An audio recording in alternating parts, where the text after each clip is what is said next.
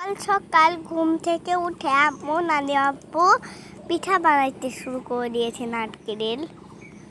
প্রথমে নারকেলটাকে কুড়ায়ে চিনি দিয়ে রান্না করে নিল, রুটি বানিয়ে রুটির উপরে শিফট করে দিল, আরেকটা রুটি সুন্দর করে উপরে দিয়ে পাশ পিঠা বানিয়ে নিল। সকাল সকাল এই পিঠা বানানোর কারণ কি বলেন তো? হ্যাঁ গাইস, আসসালামু আলাইকুম। কেমন আছেন আপনারা? আমি আলহামদুলিল্লাহ ভালো আছি।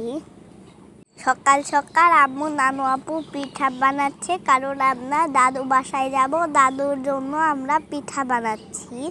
আমার দাদু ভাইয়া এই পিঠাটা পছন্দ করে, তাই আমার নানু আপু বানাই দিচ্ছে দাদু ভাইয়ার জন্য। তো পিঠা বানিয়ে নানু আপু পিঠাটা মরিয়ে দিল নানু আপু পলি দিয়ে, যেন পিঠাটা নরম থাকে।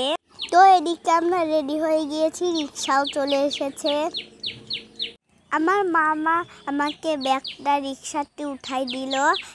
তো আমরা মামাকে আল্লাহ হাফেজ দিয়ে বেরিয়ে গেলাম। মামাকে নানু আপু তো একটু মন খারাপ করছিল, আবার নানু ভাইয়া আমাদেরকে বাসে উঠাই দিয়ে যাচ্ছে। তো গাইস দেখেন, এটা নাটোরের রেল স্টেশন। তো আমরা দেখতে দেখতে বাস স্টপে চলেই এলাম, আর বাসও চলে আসলো। তো আমরা রাজশাহীর উদ্দেশ্যে রওনা দিলাম। তো দেখেন রাজশাহীর রাস্তাগুলো কত সুন্দর, আমার তো খুবই ভালো লাগে। আমার প্রাণের শহর রাজশাহী। তো আমরা দেখতে দেখতে ভটরাতে চলে আসলাম। ভটরাতে দেখেন বড় একটা বল আছে।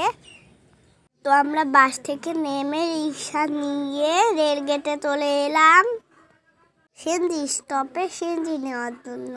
তো আমরা সেনজি নিয়ে দাদু বাসার দিকে রওনা দিলাম। আমচত্বর পার হয়ে গেলাম। আমি শুধু রাজশাহী রাস্তাগুলাই দেখছি, কত সুন্দর রাজশাহী রাস্তাগুলো লাইটিং করা।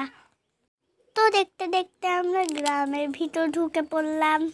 গ্রামের রাস্তাটা অনেক সুন্দর, দুই রাস্তার দুই পাশে শুধু ধান আর ধান, কাঁচা ধানের সুন্দর গন্ধ বেরোচ্ছিল।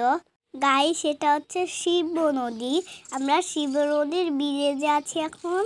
তো দেখতে দেখতে আমরা মাদারীপুর বাজারে নেমে গেলাম। তো আমার ভাইয়া আমাদেরকে রিসিভ করতে এসেছে মোটর সাইকেল নিয়ে। তো আমরা দাদু বাসায় চলে আসলাম। আমাদের বাসা মাটির বাড়ি। দেখেন মাটির দোতলা বাড়ি, এটা অনেক সুন্দর। আজকের মতো এখান পর্যন্ত, আল্লাহ হাফেজ।